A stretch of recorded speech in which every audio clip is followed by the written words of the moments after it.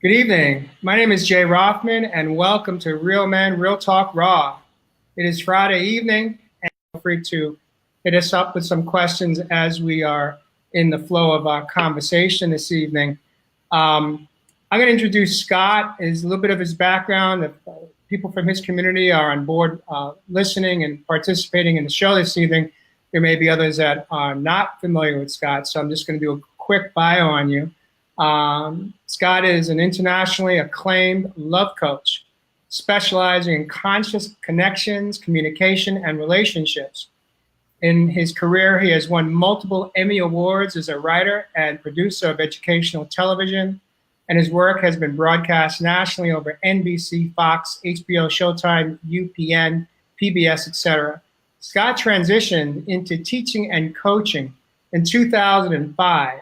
Since that time, he has facilitated over 1,000 classes, events, and workshops. Scott has personally coached thousands, including over 300 couples, families, and small business throughout the US, Europe, and Asia. In 2012, he started the Love Coach Academy as a way to train others to coach and teach. And so there is Scott's bio. But tonight's show is not going to be about Scott's career as much as it's going to be about the two of us diving into a conversation about relationships and getting personal, really talking about our own relationships. And so without further ado, I'd like to give you an opportunity to check in this evening, Scott. Thank you so much for being on the show and being willing to show up and being vulnerable this evening with me. Yeah, well, plan on being vulnerable. And two things. I'm on your Facebook page, Real Men, Real Talk Raw, but I'm not finding the video that's happening because I'm wanting to forward it to my page. Okay, hold on one second while we get that going here. Yeah, take a look, and because I'm on your page and I can't. Is it on the Real Men, Real Talk Raw? I'm going to bring it there in a sec, but if you go to Spirituality Gone Wild page, okay. Because that's where the main feed's coming through, is right there. Here we are. So I'm going to now share it to, bear with me a minute here. Yeah, because I definitely want to make sure that my friends can watch it too. So I'm on Spirituality Gone Wild, and we'll see which one of these I can do it. And it's really great to be here, and I am looking forward to really being raw. It's really kind of wonderful to be doing it with a man who's a peer, similar age, and so I'm excited about this. There we go. Okay, there's the video. Now let me share it on my page.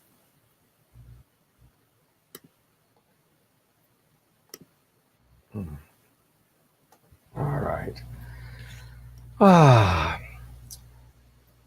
So Jay, I would love for us to kind of go back and forth between talking about our personal relationship history, what we've learned personally in relationship, and also to maybe share some of the tips and tools and practices as coaches, because both have happened for me. I've coached about 400 couples now, and I've had several very significant relationships in my life. And both my personal relationships and being kind of a relationship geek, I'm fascinated with what works and doesn't work with relationship. I think that it might be kind of fun for us as mature men to kind of share our journey and what we've learned, what has worked in our life and what hasn't worked. And then, of course, to answer any questions that any of the viewers might have for us. How does that sound? Love it. Sounds good. Cool. So I guess I'll start by saying that one of the things that I've kind of cultivated an understanding of is the difference between kind of the way we were raised to have relationships that was based on romantic fantasy. If you listen to most love songs, they actually really promote unhealthy enmeshed codependence, right? I can't live without you. I would die for you. And it's all very romantic. And it propagates kind of unhealthy, mature partnership. And then add to that in the movies, it's all about boy meets girl, girl resists, and then at the end, the boy gets the girl. And we never see them really processing a week later, a month later, a year later, 10 years later, right? Um, and again, there's a lot of romantic fantasy. And so I've observed in my life, and certainly most of the people that I know that are a little bit older, that we have to mature from romantic fantasy relationships where we're having a crush based on the way someone looks or our fantasy of them, and instead really creating healthy soul partnerships. And so I'm curious how that lands for you as I share that and kind of what you've learned, what you've observed.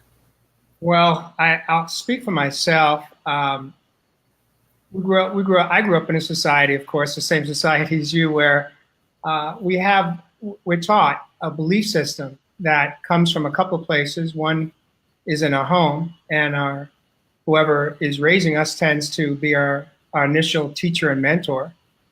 And then we learn a little bit more in the school playground.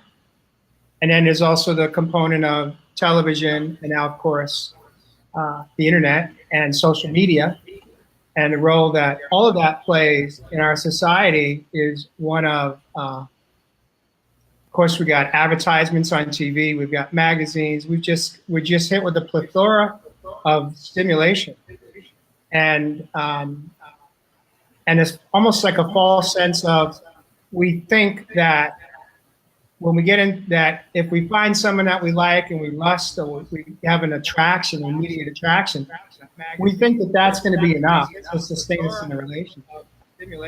And we also come into relationships with what I'll call our past traumas and wounds.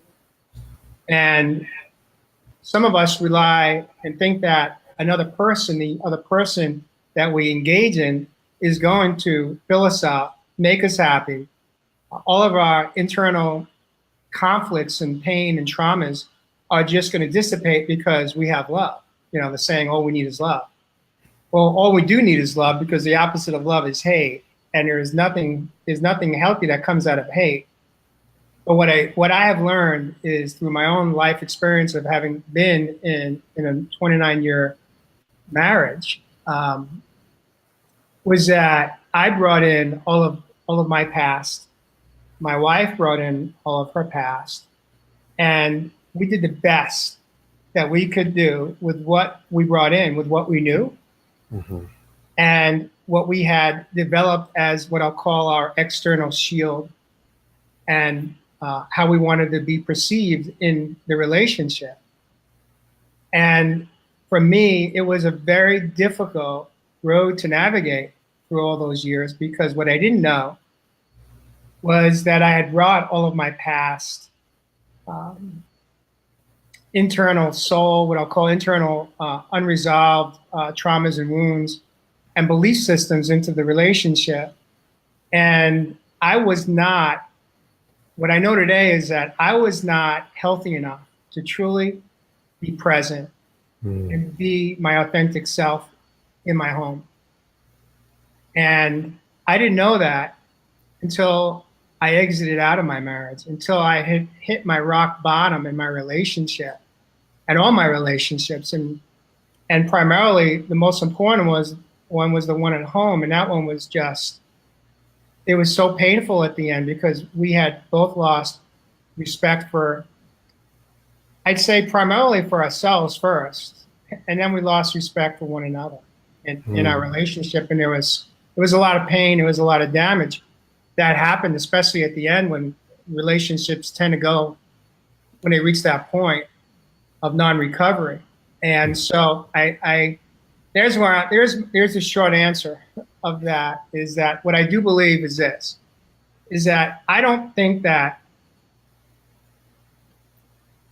we can truly be in a healthy relationship with somebody else until we have healed our own soul, until we have done the work. And for me, what the work means is going through a process of first learning how to love, or first learning how to take care of ourselves through self-care, because that was the gateway for me.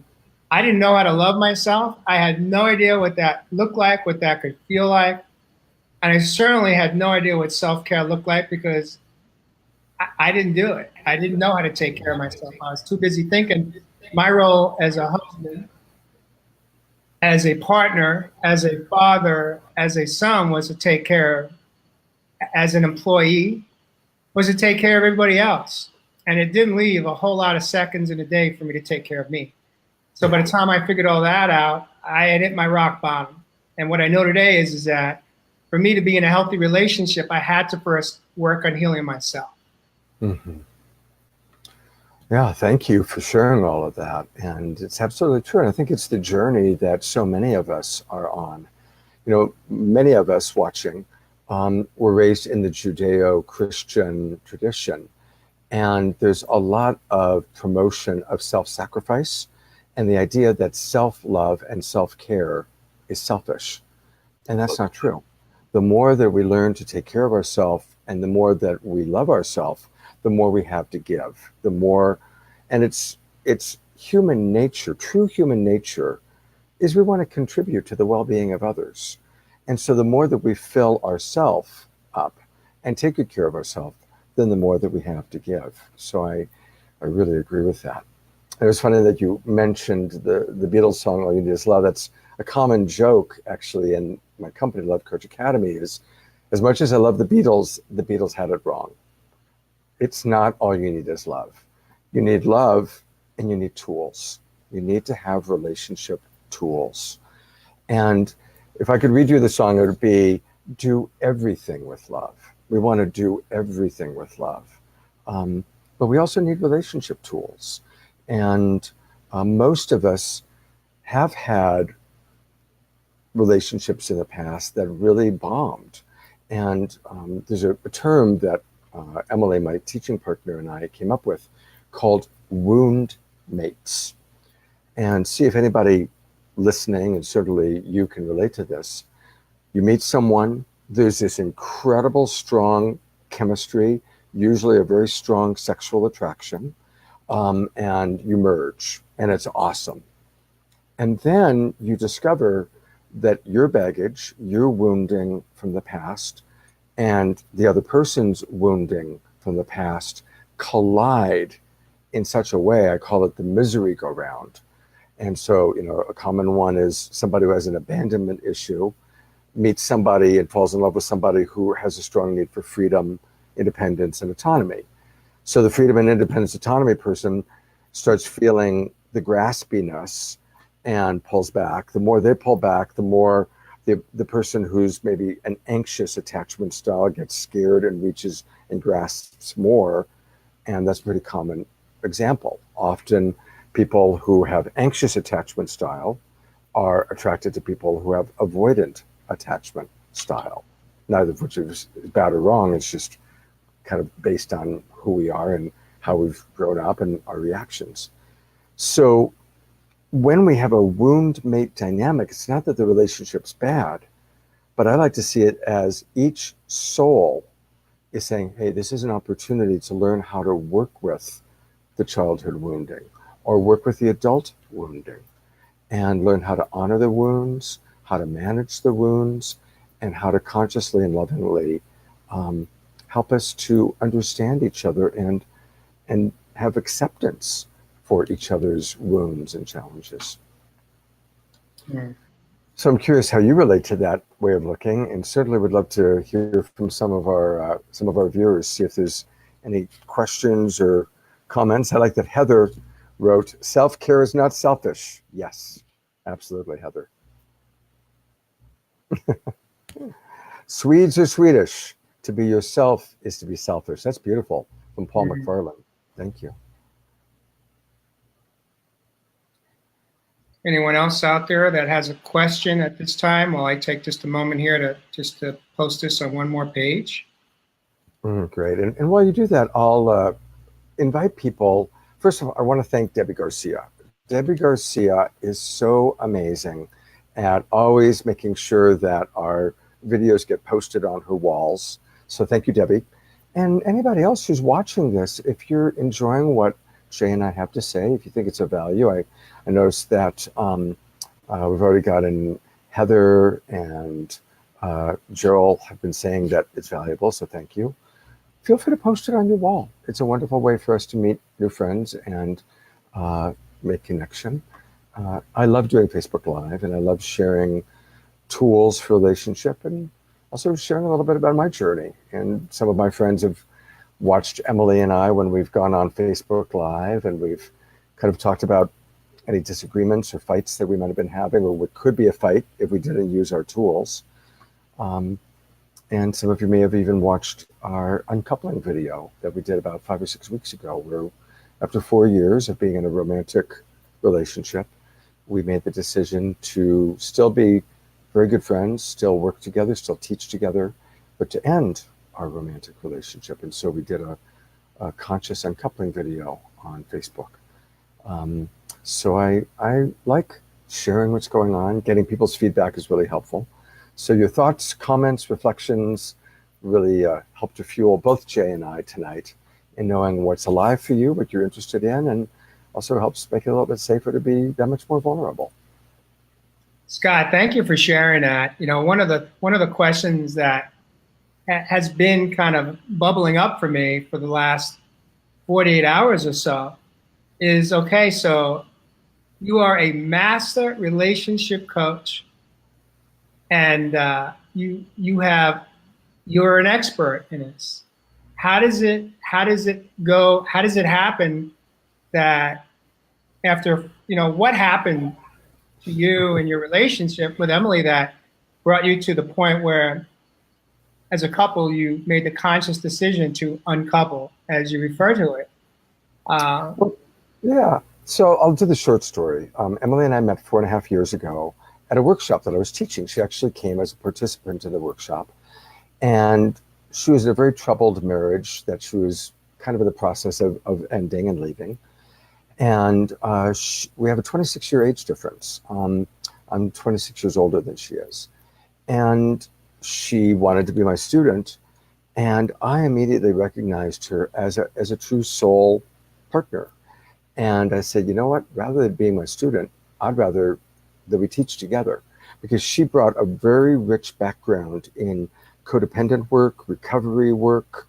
She'd been working at Glide Memorial for 3 years, helping homeless people get their lives back together. And she really had done a lot of subpersonality and shadow work. So she brought all these, her wisdom and her tools, and she's a very wise for her age kind of a woman. And sure enough, within 6 weeks of meeting each other, we taught our first class together. Shortly after that, we taught our first retreat together in Hawaii. And boom, we hit the ground running, first as teaching partners, but pretty quickly it evolved into a romantic relationship. She moved in with me. But from the earliest point, she was always clear that she really didn't want to marry again, that she was more kind of open-minded, and that there was that part of her who had always wanted to be single.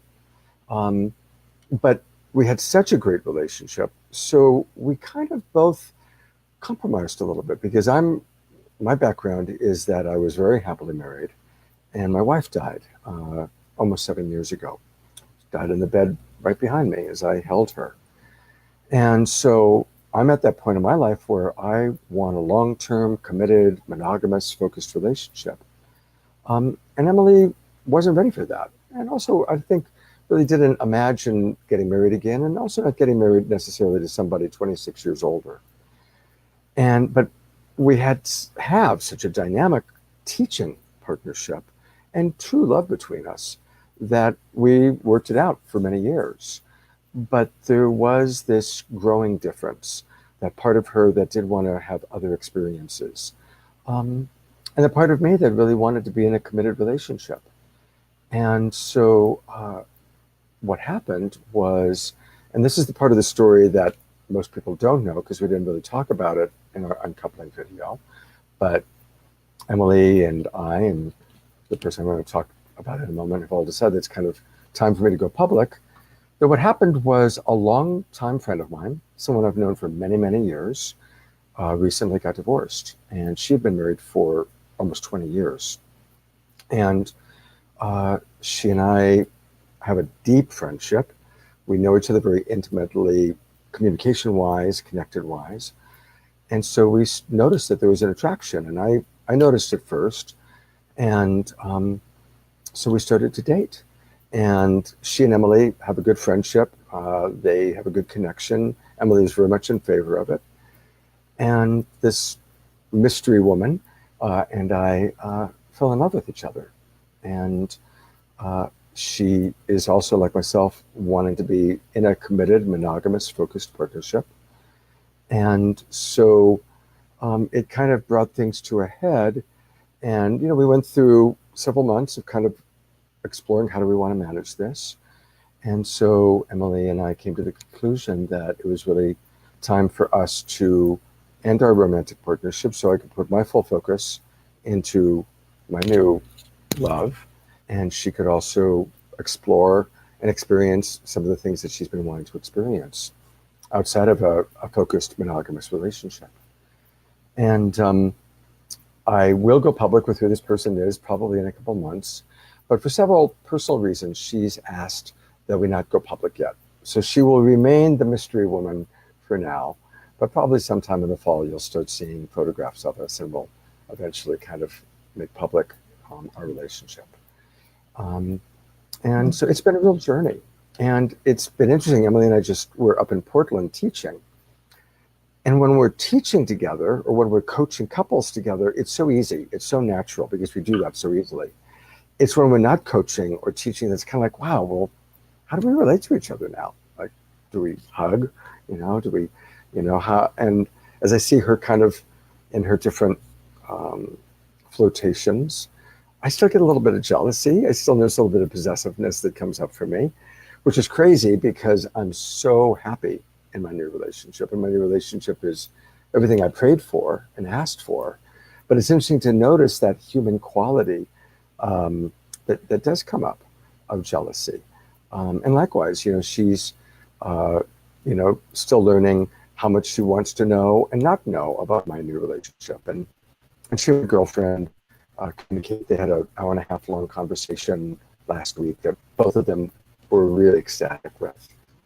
So it's actually a chance to learn and practice our tools of compassionate communication, to practice at an even higher level, because most people, when they separate from a romantic relationship, there's a big separation, there's a big distance. And Emily and I still teach together, work together, recently traveled together. We're leading a retreat together next month in Portland for a week. So it's been a chance to take our tools to the next level and really practice composure. And for me to really be grateful and take joy in her new life. And likewise, she's doing a really good job of taking joy in my relationship with my girlfriend. So thank you for asking. Wow. And there's what's going on. Wow. That was the short answer. But you said so much, and I could there's so many questions that are coming at me. First, I'd like to reflect on, you acknowledge that 7 years ago you lost your wife. Mm-hmm. And you were in a committed, I presume, a healthy relationship with your wife. Yeah, and what I understand, it was somewhat a sudden. Yeah, very sudden. She was young. She was 52 and very healthy, strong German, healthy woman. And she got a catastrophic brain tumor and literally went from being healthy and life ahead of us to a bad headache and died in a very, very short period of time. From the time I actually first got her to the hospital and she was diagnosed, she died 60 hours after that. It was the fastest growing tumor known to mankind. And so it was a very powerful experience. And it taught me a lot, since we're talking about it, about acceptance. It's interesting, Jay, I sometimes give sermons at Unity churches and Center for Spiritual Living churches. And Before my wife died, her name was Suchi. Before Suchi died, I would often talk about the power of acceptance, and that true change is built on a foundation of acceptance. And this is something that I taught for years and talked about. And it was always like kind of my main theme. And then when I got that diagnosis that my wife had a very short, just a matter of days before she was going to die, it put me into this incredible experience of accepting the unacceptable. And boy, that whole thing about, we have to learn what we teach. And I was blessed, had a lot of support. My friends were right there, so I was very well supported. And right behind me is where she passed. And learning to savor those final days and then the final hours, and honestly, being raw, her last breath at this point was the greatest moment of my life, because I was so in connection with her experience. And there were about 12 of us present when she passed. And we could feel her liberation. We could feel the beauty of the soul leaving the body, and the liberation of it. And it was like this incredible moment. It was like the opposite of birth in a sense. Like birth is this incredibly sacred moment, but so is death. Now I'm blessed. I walked my father through his death. I walked my mother through her death, and I've walked a few friends through their death. So I've been around death a lot, which really helped. But still, when it's your wife, it's like a whole other level, right? But it was a chance to just really drop into profound acceptance and experience the beauty of her liberation. So anyway, I didn't know we were going to go there, but thank you for asking. This is what makes this show so beautiful, because we could script it out, but this is not this. That's not this show. This show is about just being real and being willing to go wherever we're going to go. And I want to thank you for sharing that. I don't know, maybe you've got 7 years of practice to share what you just shared with me, but it hit me really hard. And thank you, Jay. I feel like the moment just happened, not 7 years ago, but I feel like I'm here with you right now as you described those last moments that your wife took a breath. Thank you. Yeah. Man, the beautiful thing about when we realize that we could show up and just be who we are, and as men, and we no longer have to wear that protective shield of who we think everyone wants us to be or who we think we're supposed to be, and we just get to be. We get to receive all of the gifts and blessings. When I say gifts and blessings, I'm not talking about tickets to see the LA Dodgers play or the Philadelphia Phillies play.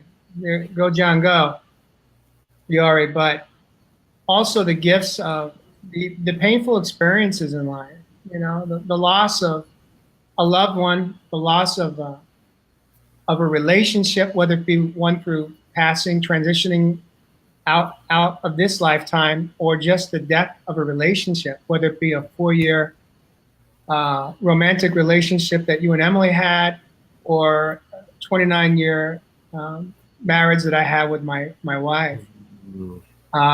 There's still even if we are the ones who select out, there's still the grieving process, because it's still having to do it in a healthy way, to be able to walk through all of our feelings and emotions with dignity and grace and truth and honesty to our best ability, and do it in a loving kindness. Yeah. And so I honor you for sharing this part of your experience in life and your journey, and I thank you so much for sharing that with the community tonight. I would like to come back to the present. You also shared a lot of about your current scenario, your current situation, and the transition or the decision for us that you and Emily made to part from the romantic part of your relationship, but still maintain the synergy and the energy, the powerful part of your relationship that still works well today. And it's interesting how, although initially you shared that it was Emily who so desired to not be in a monogamous relationship and wanted to still experience what I say the non-commitment of a relationship. Yet you shared that you had kindled a relationship with another woman that at some point you realized that the feelings were deeper than just what they were. They were way deeper. And you had the kind of relationship with Emily where you were able to be honest, it appears, and you guys were able to work through that. But I find it somewhat ironic that it looks like I lost Scott. So I'm going to keep talking until he comes back on.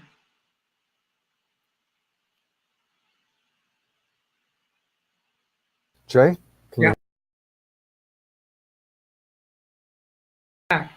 So it just struck me when I heard you share that.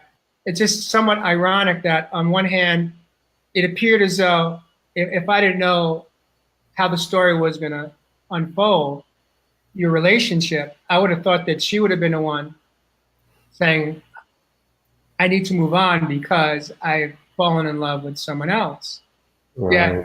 Ironically, you're the one who was ready and wanting to have that committed monogamous relationship, yet it played out a little differently. And so that had to be difficult on some level, perhaps, maybe not. For Emily, from we'll call it an ego and pride perspective, as opposed from where I'd like to live my life every day today is from the perspective of humility, which is soul born for me.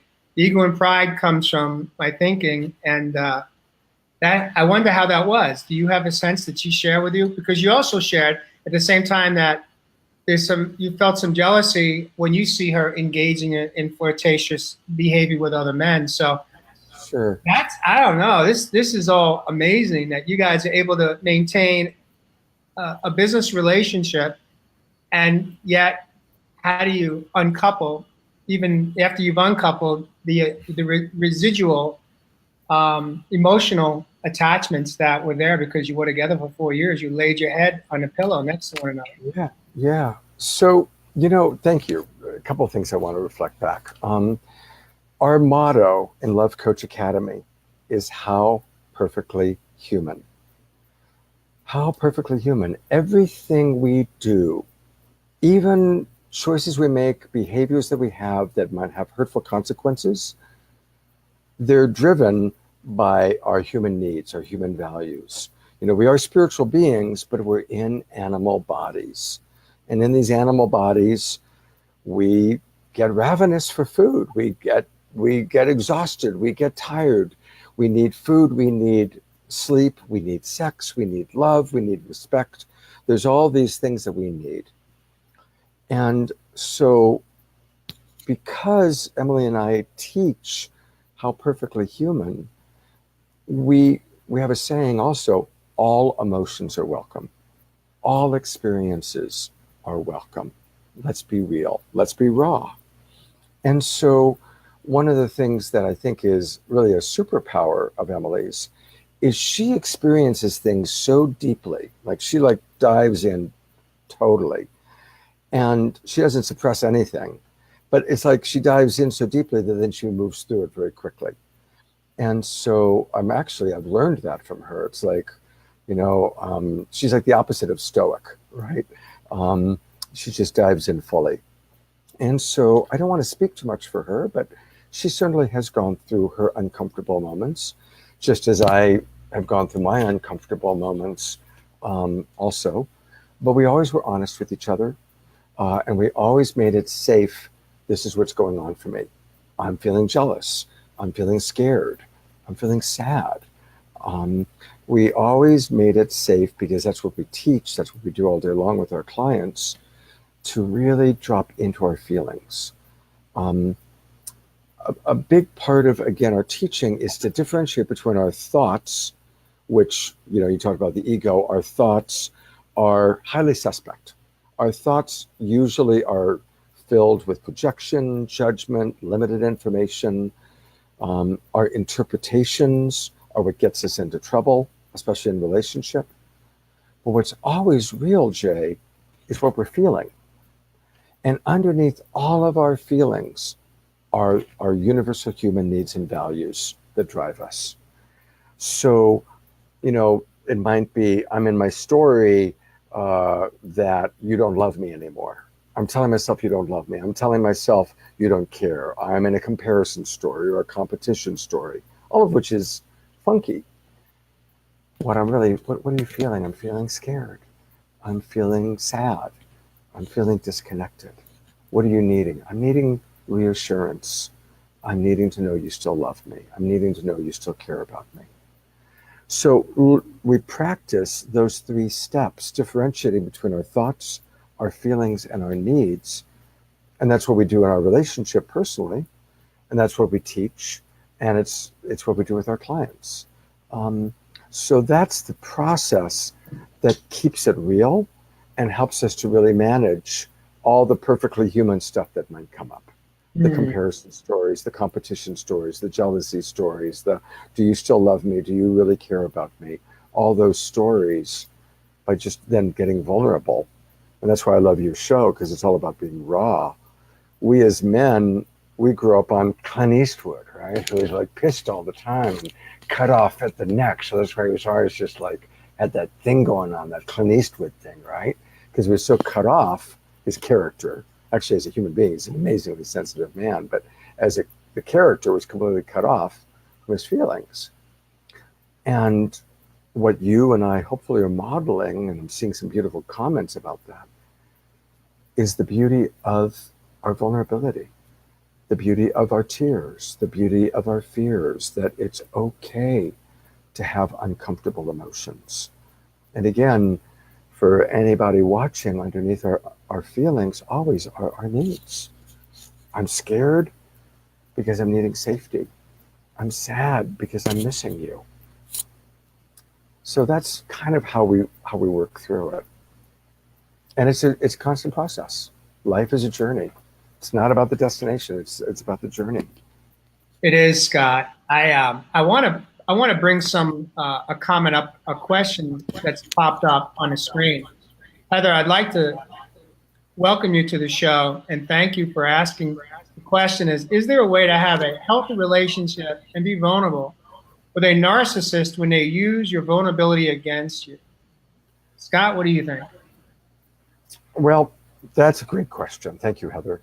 And I guess I want to just for a moment recognize that right now it's very popular culturally for us when we see someone as being self-centered to call them a narcissist or narcissistic. Let's just take for a moment what actually is physically and psychologically happening with somebody who would be diagnosed with narcissistic personality disorder. What's happened is our empathy center of the brain develops. We aren't born with empathy. We cultivate empathy. We grow empathy. Just like we build our muscles, we build empathy. People who really suffer from NPD, narcissistic personality disorder, almost always what happened was they didn't receive empathy at some critical time in their childhood or in their life. And so they stunted. They literally haven't cultivated their empathy center of the brain. And so that's why, seeing her question, you can be vulnerable, and in your vulnerability, you're wanting them to give you empathy. And to the degree that they are stunted, to the degree that they haven't cultivated that, is the degree that you're going to be frustrated, because Some people, and there's stages, there's variations. I mean, there's some people that are full-blown sociopaths that absolutely have no connection to their empathy center. That's what makes a sociopath dangerous. Then there are people that are in various degrees of narcissism.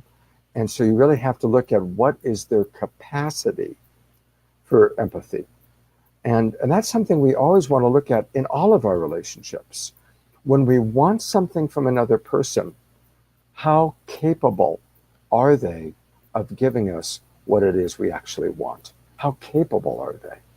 Because often we'll project onto someone a capacity that they don't have. And even if they are capable, are they willing? So I'm gonna let me stop you right there, Scott, if you don't mind. Because here's my question on that. We have all met, we all know someone that has been or is in a relationship with a man or woman that says, I just don't do feelings. That's not who I am. And that individual and others that speak those words basically are not permitting themselves to engage in a healthy, intimate relationship. And they believe in their minds, from my experience, that their role is not to be that individual. Their role is to be a provider. Their role is to be a dad. Their role is to be a father, to be a soccer coach, a baseball coach, to work a lot of hours, provide, have money to provide for the family. And that and when it comes to the emotional part, they're not willing to take that risk and go there. So if you are, my question to you, Scott, from your experience is, if you're on the receiving end of that statement that keeps coming at you, and no matter what strategy you try, no matter what manipulative or passive aggressive behavior you try to get someone to be present in the relationship, and so that you can connect, because when they're not connecting with you, you're at a loss. You're basically alone in the relationship.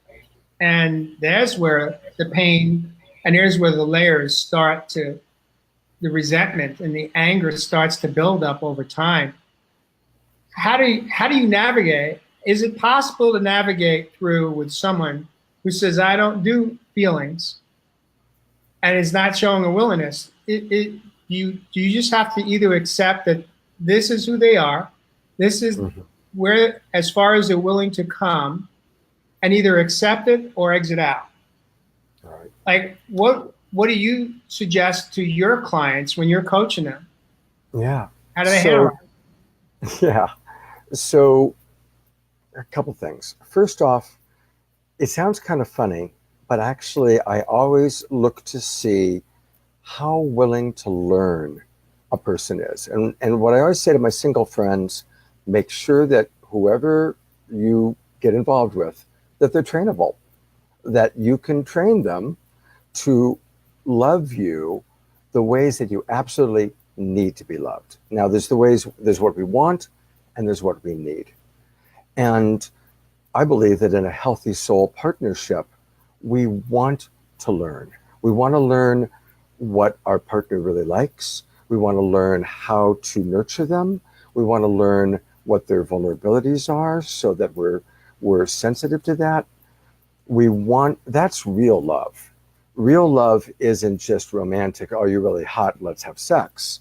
Real love is, oh my God, it's really important. You have a real trigger with tone of voice. So it's important for me to watch my tone of voice. Oh wow, you really like a lot of foreplay. Oh wow, you really like a lot of afterplay. Oh wow, this is the way you like to be touched. You know, if we're willing to be trainable, and if we're willing to learn and care about what another person needs and wants, that's healthy soul partnership. And honestly, if somebody's attitude is, this is just the way I am and I'm not going to change, well, then you need to do some self-reflection. Are you getting enough? Like literally weigh it. Are you getting enough out of the relationship? Is it providing enough of your needs that the areas that that person's not willing to change really don't matter that much to you?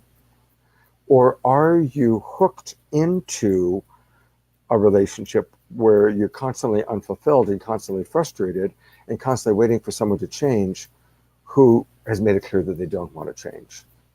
And in that, if that's the case, then it's time to exit stage left, Ah, and let go. that's one of my go-to statements. And Yeah. I didn't grow up in Hollywood like you did, and we haven't had a chance to touch on that yet. But what I do want to do right now is I want to transition back, Mhm. because as I'm sitting here and I have listened to you with an open heart and an open soul and laser focus. Mm. What Thank you. stands out, what I hear, what is resonating, is you have reached that level within yourself where you practice authenticity, vulnerability, and you are in touch with your feelings, and you're not afraid to express them. You're not afraid to engage in soul to soul healthy relationship. My question is this, because this is the $1,000,000 question. So I'm listen, ready. listen up I'm closely, excited. guys. How did you get there? Because you weren't born. You said you weren't born without empathy. Oh, And I no. doubt that you got it when you were picking up your Emmy Awards in Hollywood. So how did you get from Hollywood in 2005, when you transitioned into the world of soul to soul connections? Yeah, How thank did you you. get here? Well, I want to, what's coming to my mind is some of my mentors and some of the people who have really been a big influence on me. And I guess I hope that I can continue to be a mentor and a big influence on younger people. Um, when I was around 30 years old, I had a wonderful teacher named Grandfather David. And at this point, I'm like an Emmy Award winning television producer in LA, and I'm full of myself, and I'm, very, very in my ego, very driven, very successful doing educational television, good stuff, but definitely very egoic. And there were about a dozen of us that studied with this Native American teacher, beautiful man, Grandfather David. We would drive out to Haute Villa, Arizona, where he lived in Hopi Land, Hopi Indian Reservation. Well, on Easter Sunday one year, as an Easter gift, he decided he would give each of us, kind of channel and give each of us a Native American Indian name. And everybody's getting these really beautiful names. My girlfriend at the time, her name was Woman Who Walks Gently in Two Worlds. I'm the last one to get my Indian name. I'm ready for something really cool. He looks at me, tunes in, and he knows me because I've been studying with him. And he says, "For you, man who thinks too much." Oh my God, I was so humiliated, Jay. It was so embarrassing. I'm so ready for this really cool name, and I get man who thinks too much. And of course, he was right, because I was so in my head at that time. I was so in my mind, because my mind had always been my currency. I was smart, and that's how I got things done. And my girlfriend was just laughing, and then she would tease me about that. When she'd see me being too in my head, she'd say, "There you go, man who thinks too much." Well, a year or two went by, and I, kind of tripped on that and continued doing life. And then the word came that grandfather was dying. And so we took a last trip out to Haute Villa to see grandfather before he passed. And I got there, and it was like one of those beautiful moments, where we know it's the last time I'm going to see him. And I said, I don't know if you remember, but a couple of years ago, you really busted my chops by giving me the Native American Indian name of man who thinks too much. And of course you were right, and I've really worked with that, but it was quite a moment for me. Jay, he takes me by the hand, looks me in the eye, and literally, like I've seen it in a movie, he was my teacher, kind of giving me his last parting wisdom. He said, "Scott, may your journey in life be to go from man who thinks too much to man who loves well." And there's the tears, because it's like that moment, my life changed. That moment, God, life spoke through Grandfather David and really set my path. Wow. And after that point, it was like, okay, how can I go from man who thinks too much to man who loves well? You know, and it's a journey. It's a journey So that that I've was been on. that. Did that become your why? Was that your why statement in an indirect? Yeah, I would say. I would say that's my why. And then the mentors along the way, Marshall Rosenberg, very important mentor, other coaches, books that I read. Because of the nature of my television work, I got a chance to, I had a period for about 7 years. Basically, if I wanted to meet an author, I could, because I'd just do a television segment on them.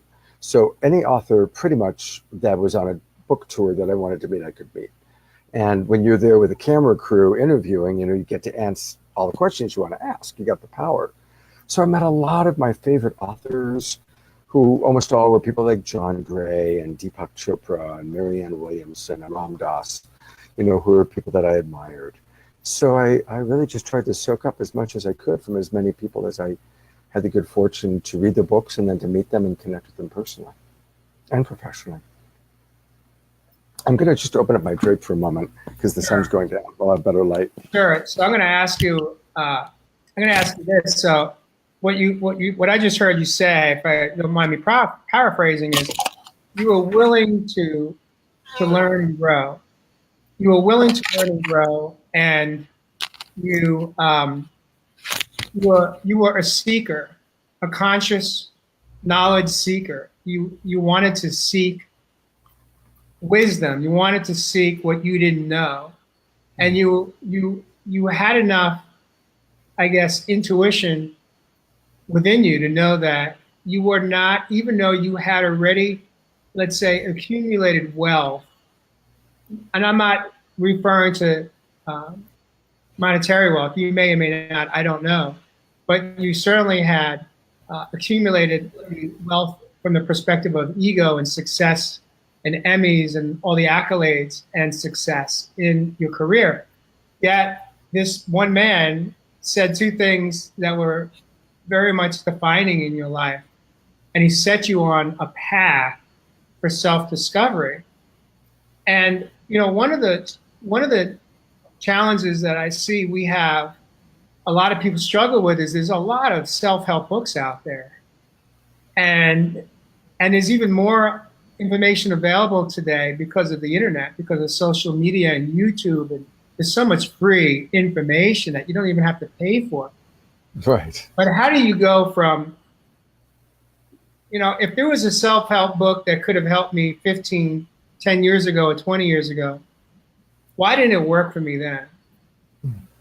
Why did your journey work to get you to where you're at today? Is there something that happened after those words were spoken to you that allowed you to really be willing to surrender your ego and pride and really come home, truly come home to yourself, to your soul? What was that defining moment you recall? Well, it definitely has been a journey. And as you're saying that, there's so many moments I could point to, and they're continuing to happen. You know, it's a process. You know how it is. It's like the unpeeling of the onion. There's just layer after layer after layer.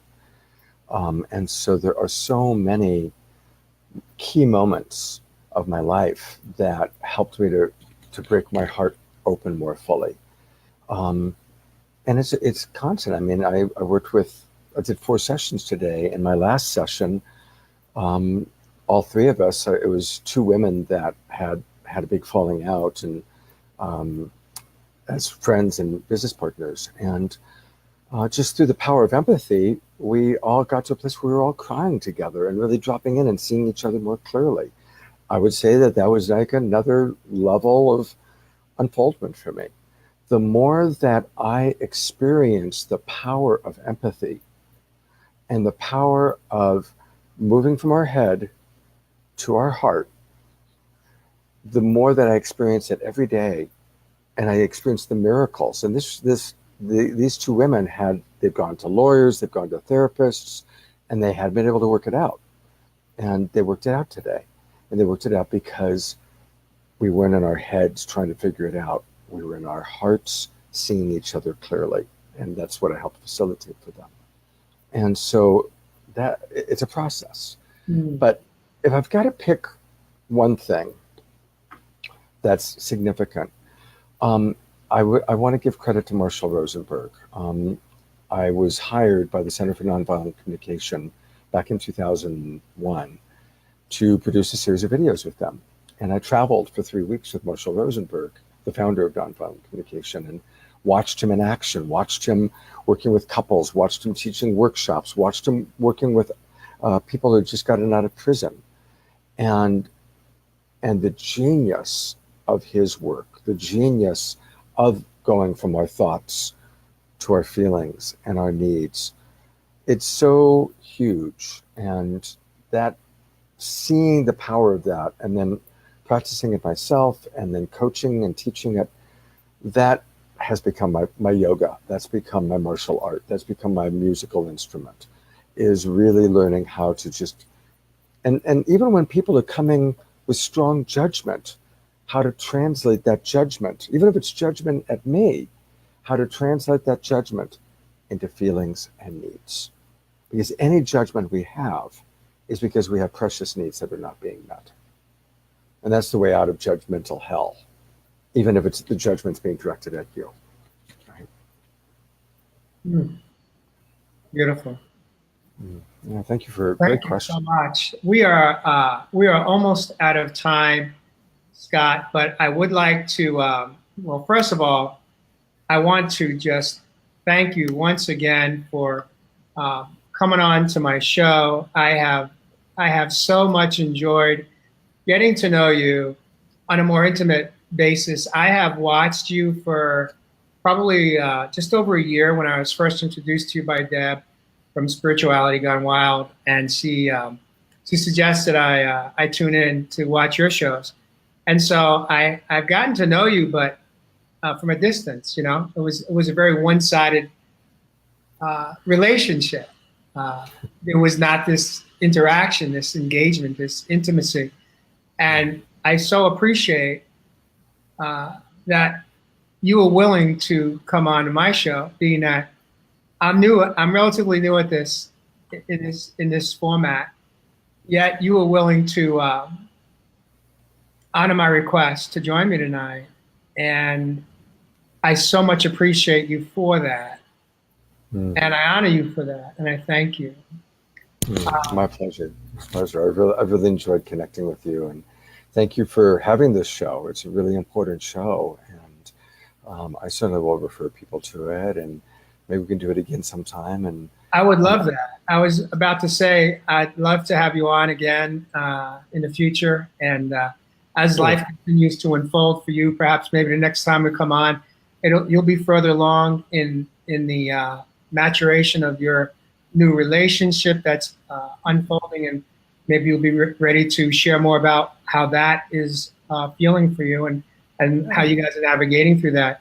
But in the meantime, could you be so kind to share with our community tonight how people can get a hold of you and where to reach you, and we'll go from there. Okay, a couple of things. First off, I will go back and I'll read the comments and do my best to respond to the ones where there's questions. So thank you, everybody who's watched. Thank you for your comments. I look forward to seeing them. Also want to let people know that I'm going to be doing another Facebook Live this Sunday at 9 a.m. People can go to my profile page and see it. And it's going to be about spirituality and how we recover from childhood disillusionment or adult disillusionment with organized religion, and to come back into whatever our authentic spiritual nature or connection is. So it's going to be kind of a cool Facebook Live that I'm doing on Sunday. Where's that going to be, Scott? Yeah, go to my profile page and you'll be able to find it. And I'm going to be doing that with another fellow also named Scott, who's a new coach in Love Coach Academy. So that'll be fun. The best for people to reach me is to email info actually do this one. Do SC, my initials, SC at lovecoachacademy.com. SC at lovecoachacademy.com. And let me know what your interests are. Or you can send me a private Facebook message. I'm the only Scott Catamas on the planet, so you can send me a private Facebook message and I'll try and respond. And two other quick things. I am leading a retreat with Emily next month, August 21st to the 26th. It's going to be amazing. It's a 40-acre eco farm outside of Portland, and we're going to go deep into teaching the tools of compassionate communication. So anybody who's interested in the retreat, let me know. And you can get information about that by going to www.lcaretreat.com. lcaretreat.com. And we also have, the last thing I'll mention is we have a beautiful Love Coach Academy online membership portal where people can practice. We have every Monday night, we have an empathy practice group. Every Wednesday night, a communication practice group. People from all over the world coming in and practicing these tools together. So there's a lot of ways that people can connect and learn more. And I appreciate you giving me a forum to kind of introduce myself and share a little bit about ways that people can work with us. Thank you, Scott. And to your point, I would also like to thank those that joined us this evening. And there are a number of questions that have been thrown out, and we both will respond and engage. And if you weren't able to make the live show tonight, for those of you that pick us up on the replay, thank you for watching. Thank you for participating. Feel free to add your own comments even on replay. I will continue to monitor and respond to any questions that you may have, and as will Scott. And that's what we got for tonight. Scott, again, thank you for joining us. You have a parting word, anything that you'd like to say, anything that's bubbling up from within the soul? Yeah, just that self-love is the greatest love of all. And self-love is not selfish. And I truly believe the meaning of life is we're here to learn to love, starting with ourselves. And the more that we honor ourselves, the more that we take good care of ourselves, then the more capable we are of honoring and taking care of others. So I'll let that be my parting thought. Wow, beautiful. Thank you, Jay. Yeah, have a beautiful evening. Have an amazing weekend, and just allow yourself to just do some self-care. I will. Starting with dinner right now. Good night, Jay. It's a wrap. See you next week, guys. We got someone come on next week. His name is Chris Burns. Chris Burns is a young, smart, energetic coach who is going to come on and share his own personal story of his journey from hitting his rock bottom to finding himself. And Scott is a coach that focuses on becoming the greatest possible self. You become your greatest possible self. That's going to be another fun show. I'm excited to have Chris on board. So please come back next week, same time, same channel. And that's a wrap. Thank you.